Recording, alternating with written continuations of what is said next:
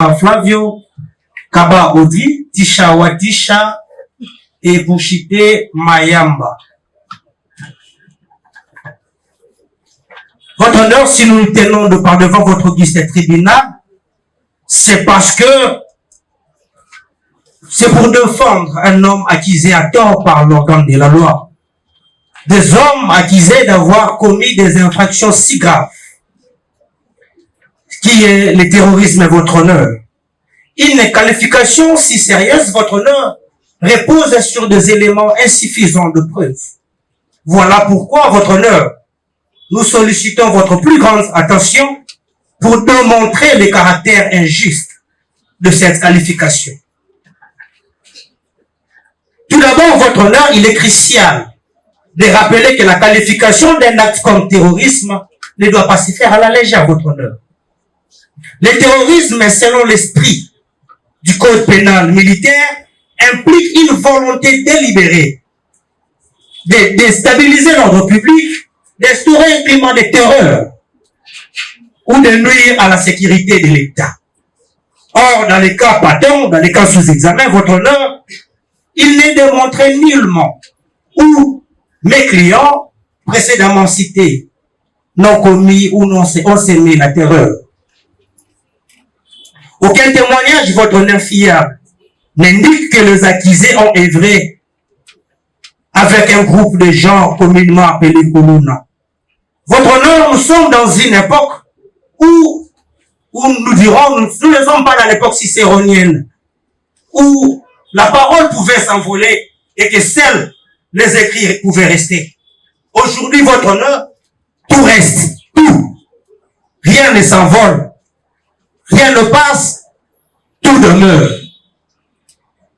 Mais nous avons vu que l'accusation n'a apporté par devant votre tribunal aucune preuve, aucun témoignage pouvant concilier la participation criminelle de mes clients aux actes de terrorisme.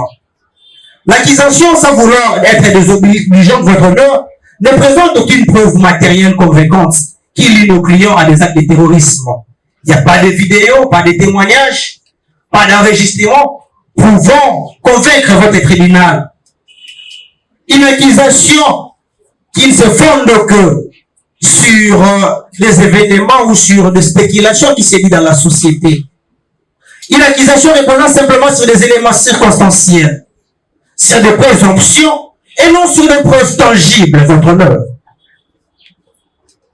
Votre honneur, en absence de tels éléments matériels, mes clients ne peuvent être tenus responsables d'actes qu'ils n'ont pas commis. L'accusation fait des suppositions sur des motivations, sur les actions de mes clients sans fondement solide. Par exemple, votre honneur, que mes clients se seraient trouvés à un endroit où un incident a eu lieu. Votre honneur, se retrouver sur un endroit ou passer dans un endroit fait d'une personne d'office le terrain d'un crime. Nous disons non, votre honneur. Votre honneur, accuser une personne à tort d'une infraction si grave qu'est le terrorisme est une démarche extrêmement grave, lourde même. Les conséquences de cette accusation sont dévastatrices. Non seulement pour l'accusé, mais aussi pour ses proches, voire la société, votre honneur.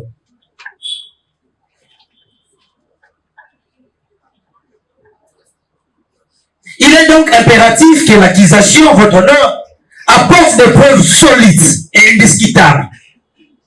Faute de quoi, votre honneur, les accusés ne peuvent être considérés comme étant des coupables. Les clients précédemment cités, votre honneur, ce sont des hommes sans histoire. Ils ont démontré par devant vous qu'ils n'ont pas des antécédents judiciaires. Ils n'ont pas d'antécédents criminels. Ils sont des innocents. Et rien dans leur passé ne renseigne ou ne justifie qu'ils sont impliqués dans de tels actes, tels qu'ils qualifiés par le ministère public. Ce sont des hommes qui ont toujours mené une vie honnête, heureuse, respectueuse de la loi, et qui aujourd'hui font face à une accusation grave, basée sur les horaires et de confusion. Votre honneur, nous vivons dans une époque où la paix a fait tache d'huile.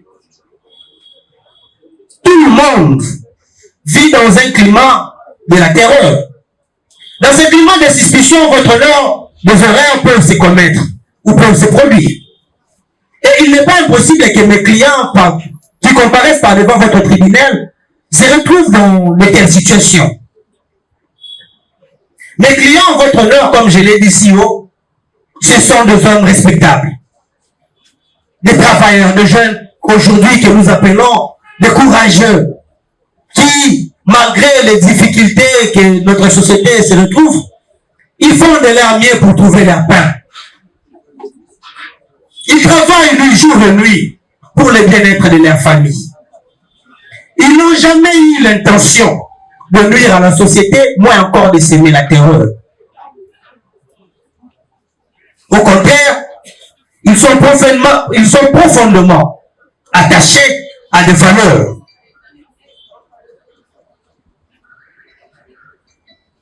Il est d'autant plus important que votre vice-tribunal reconnaisse le caractère injuste de cette qualification.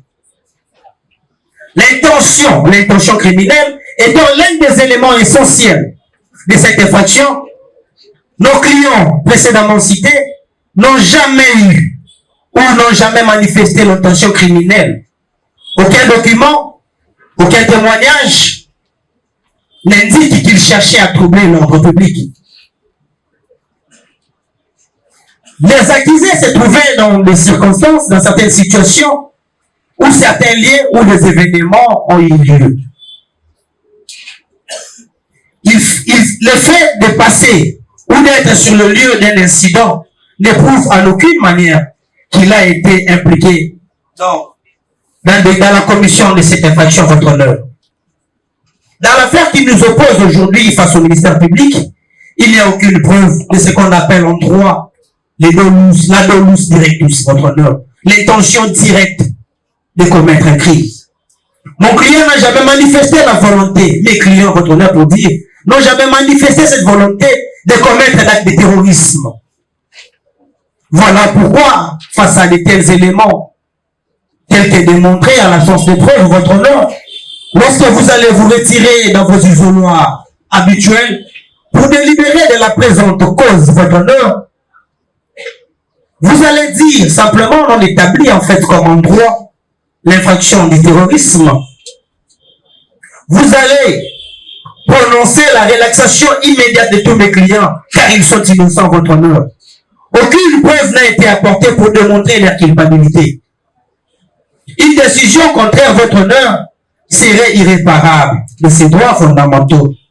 Une telle démarche, ou dire le droit dans de tel sens, ainsi, vous dire le droit dans une telle démarche, ainsi sera justice, sous réserve d'être complété par le confrère, nous avons dit. Je commencerai par dire une simple phrase, une vérité fondamentale qui est que nous ne sommes pas ici pour défendre les crimes de ces jeunes qui sont déférés devant nous. Non. Mais nous sommes là plutôt pour défendre les droits, parce que ce sont des personnes humaines. Des personnes humaines, comme le cas par exemple de mon client Barnabé Massam. Un garçon qui a été déféré devant vous alors que c'est un primo-délinquant. Pourquoi nous parlons d'un primo-délinquant, Monsieur le Président?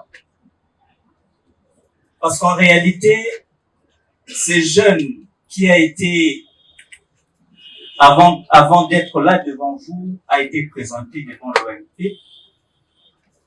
Sa victime présente, ils ont trouvé un accord à l'amiable.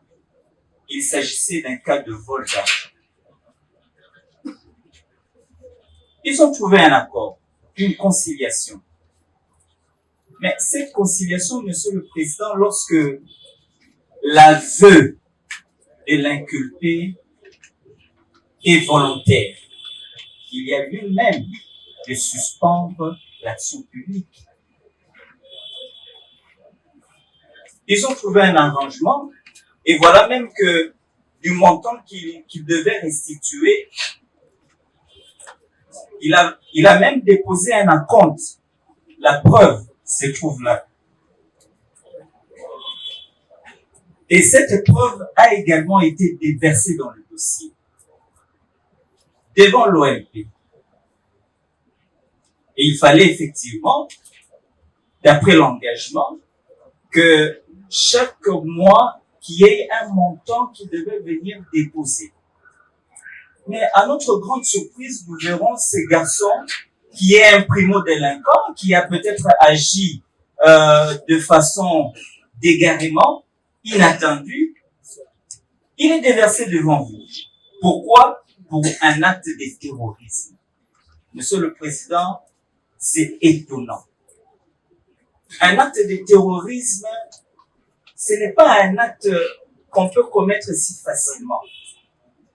J'ai suivi le ministère public parler du général de brigade Laurent Moutata. Je me souviens avoir lu le général Laurent Moutata, qui a parlé du terrorisme.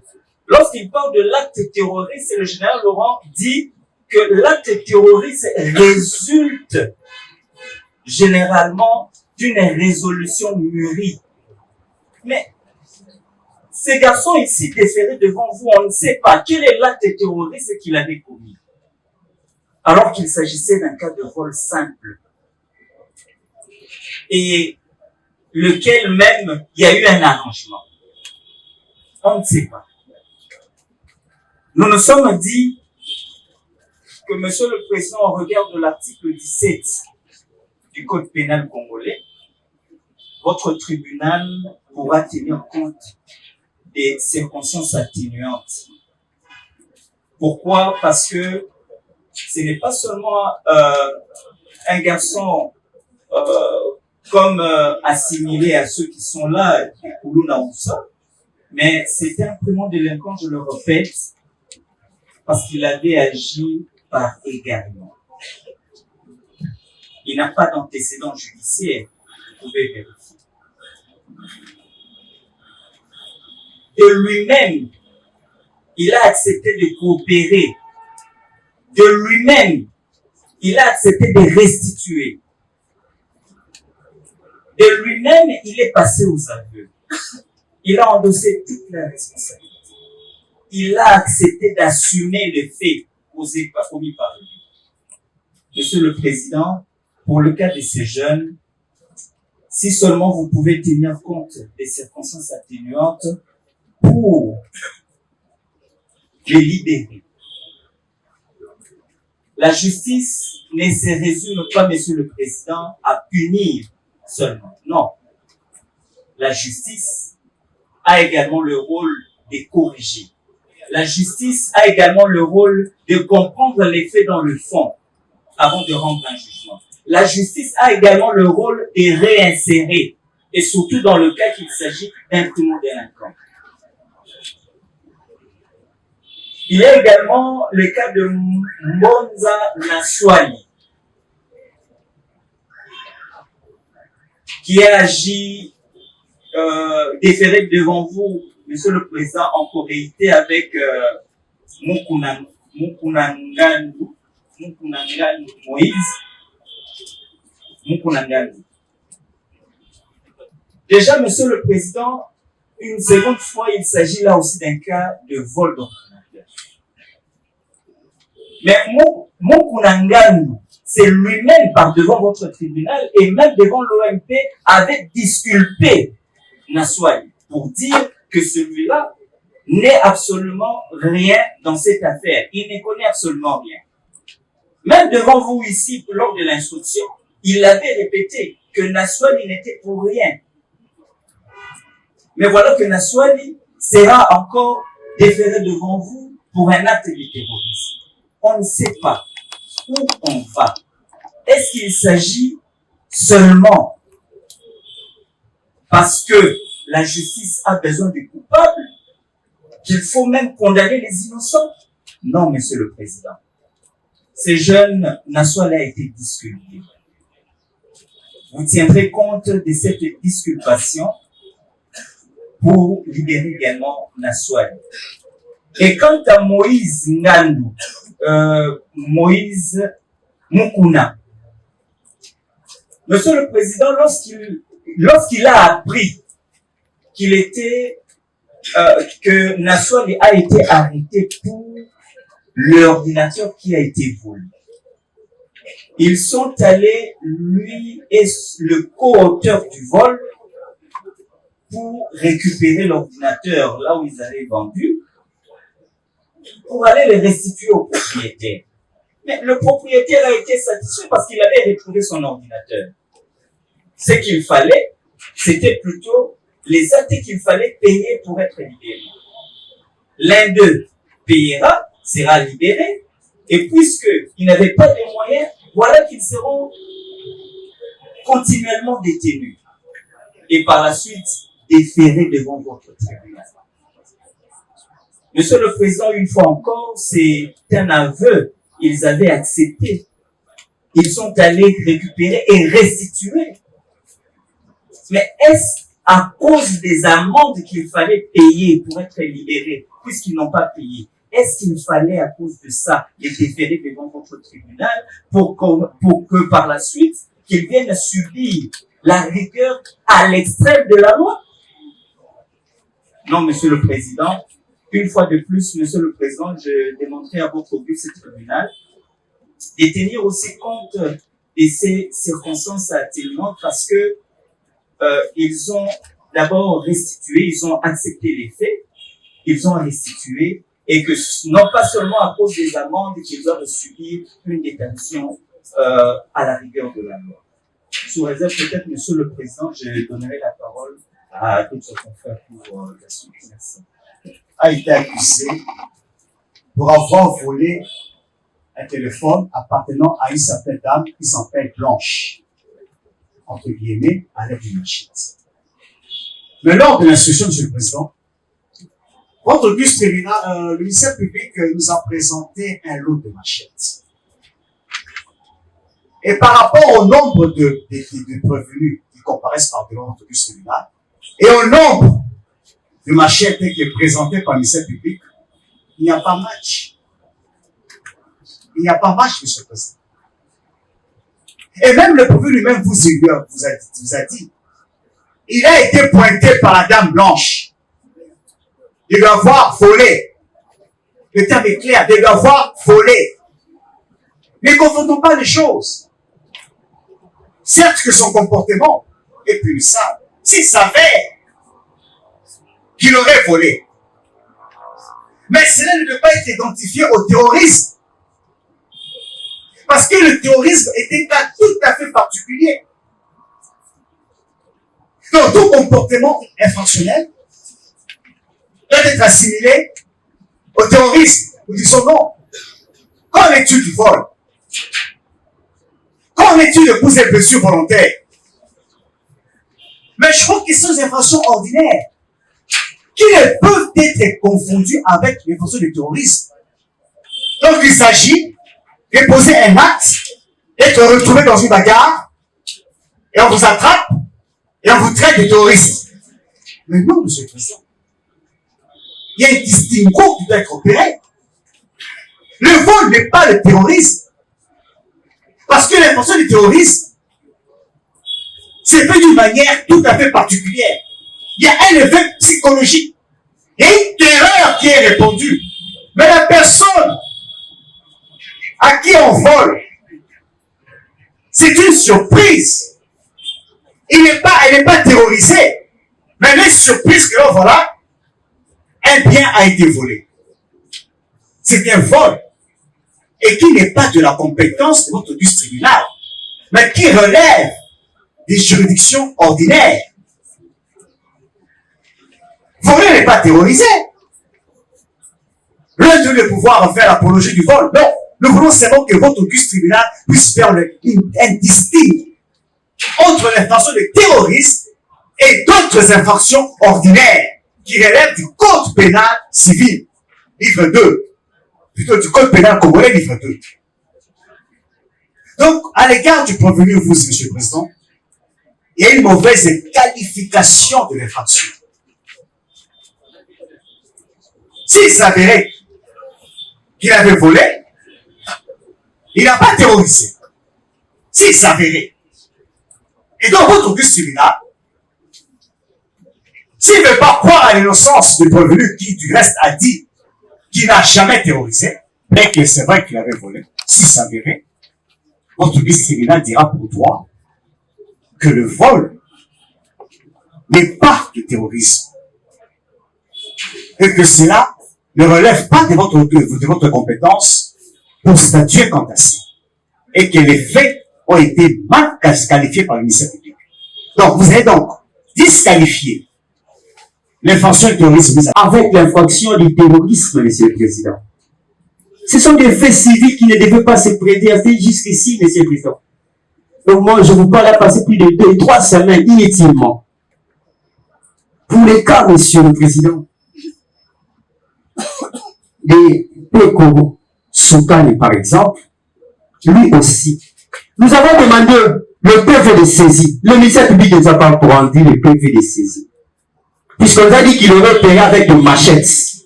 On n'a pas vu la machette. Devant votre guise tribunal, Monsieur le Président. Nous avons un autre cas, celui par exemple de Atunako Wakeni. Il semblerait qu'il aurait eu à voler de l'argent. La victime ne s'est pas présentée, on ne connaît pas la victime, et on ne avait pas donné la somme précise de l'argent volé. Nous avions attendu que la victime vienne se présenter. La victime ne s'est jamais présentée, Monsieur le Président. Alors, devant tous ces faits, c'est normal que je puisse dire que le faible a toujours tort, pas parce qu'il a tort, mais parce qu'il est faible. Devant de telles situations, où certains droits sont bafoués, où nous connaissons comment les arrestations se font, Monsieur le Président, il est certes vrai que le phénomène Koulouna dérange la vie province de Kinshasa. Mais il est certes aussi vrai qu'on ne doit pas arrêter une personne parce qu'il a des traces. Qu'on ne doit pas arrêter une personne parce qu'il a laissé pousser ses cheveux. On ne doit pas arrêter une personne parce qu'il se promène dans la nuit tardivement. Puisque tout Congolais a droit de circuler librement. Même à minuit, les gens doivent circuler librement, Monsieur le Président. On ne doit arrêter que ceux qui ont commis les actes, Monsieur le Président. Pas parce que quelqu'un a des traces, pas parce qu'il a une figure de figuré, mais vous appelez comme un coup, Monsieur le Président. Ça, c'est ce que j'ai toujours dit. C'est ce que je venais de dire, que je suis réconcilié et perdu, Monsieur le Président. Ça, c'est dans le fait. Alors, dans la discussion du droit, Monsieur le Président, vous savez, en matière pénale, ou dans la procédure pénale, l'élément indispensable comme le sel dans une nourriture, c'est la preuve. Peu importe ce qu'aurait commis une personne, mais sans la preuve, Monsieur le Président, c'est presque impossible de pouvoir condamner une personne. C'est pas pour rien qu'on dit, la charge de la preuve incombe à celui qui allègue. Et dans le cas sous examen, c'est au ministère public incombe de la charge. C'est au ministère public de nous démontrer noir sur blanc que telle personne avait commis tel fait dans tel endroit, devant telle personne, telle victime, tel coin. C'est comme ça qu'on aurait dû procéder. Je me rappelle toujours, on m'a toujours enseigné que la procédure pénale a pour objectif de conduire du fait au droit. C'est-à-dire, lorsqu'il y a le fait, on doit regarder est-ce que ce fait collabore avec le droit. Puisque les faits peuvent exister, mais ce ne sont pas tous les faits qui doivent toujours se collaborer avec le droit. Il y a de ces faits qui sont des faits parfois pénals, des faits civils, qui ne devaient pas prendre le temps inutile du tribunal. Puisque le tribunal a beaucoup de dossiers à traiter. On ne va pas commencer à prendre quelqu'un qui a dit à quelqu'un tout final, on les prend ici, Quelqu'un qui se promène dans les principes cool, Monsieur le Président. C'est un peu ça notre souci. La preuve. Le moyen de la preuve. C'est un élément important et indispensable, Monsieur le Président. Alors, nous avons lu la disposition de l'article 157 qui parle du terrorisme, par exemple, Monsieur le Président. Sans pour autant entrer dans la définition de cette infraction, moi je vais décortiquer les éléments essentiels de cette infraction. Puisque parfois, lorsque le législateur définit une disposition, il ne donne pas des définitions précises. Il faut recourir à la doctrine, il faut recourir à plusieurs interprétations pour décortiquer l'intelligence du législateur. L'infraction du terrorisme, Monsieur le Président, on dit, en rapport avec cette infraction, par exemple, il y a des éléments qui concourent pour que l'infraction puisse avoir ce qu'on appelle la résistance ou l'existence. Entre autres, Monsieur le Président, l'élément matériel. C'est un élément indispensable. On ne peut pas parler de l'infraction sans pour autant se baser sur les éléments matériels. C'est-à-dire les actes. Qu'est-ce qu'il a fait? Est-ce que ces actes entrent dans l'économie de l'infraction telle que le législateur a voulu? Mais si ces infractions-là, si les actes n'entrent pas dans l'économie de cette infraction, je ne vois pas pourquoi nous serons ici, Monsieur le Président. Je ne sais pas pourquoi. On dit, pour que l'infraction de terrorisme puisse exister, il faut que l'agent ait agi avec le dessein de nuire gravement à la population. Mais Monsieur le Président, on ne nous a pas dit que le prévenir, le code, ça par exemple, un Bokech, aurait terrorisé telle population. On ne nous a pas dit cela, Monsieur le Président.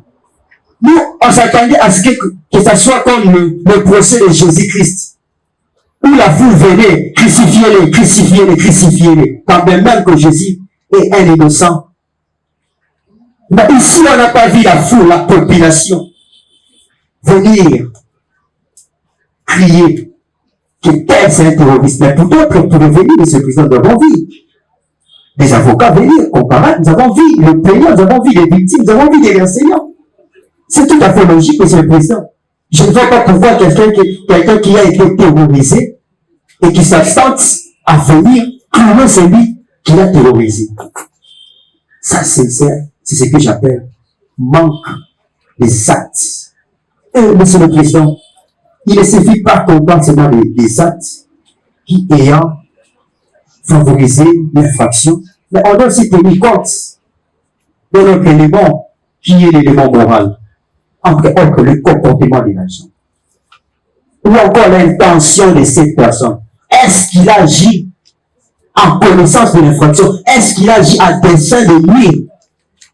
Pour quelqu'un qui se promène à 23 ans, il sait que je suis dans mon pays. Est-ce qu'il a agi avec l'intention de pouvoir aller terroriser?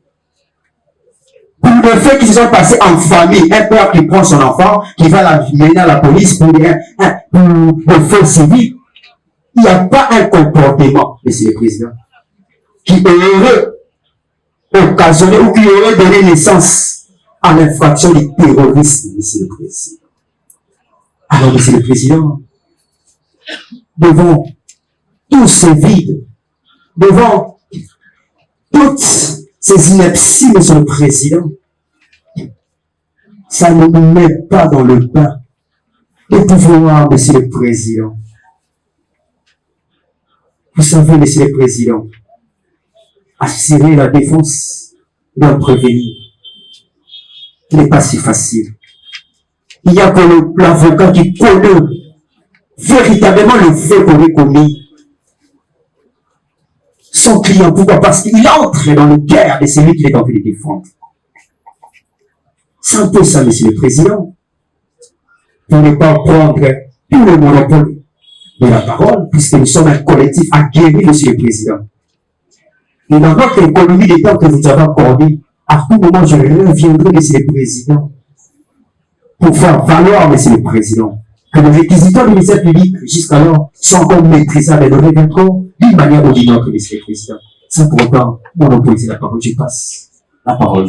Frère a presque tout dit.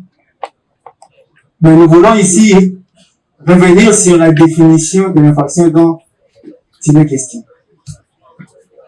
Monsieur le Président, les prévenus sont poursuivis pour le terrorisme.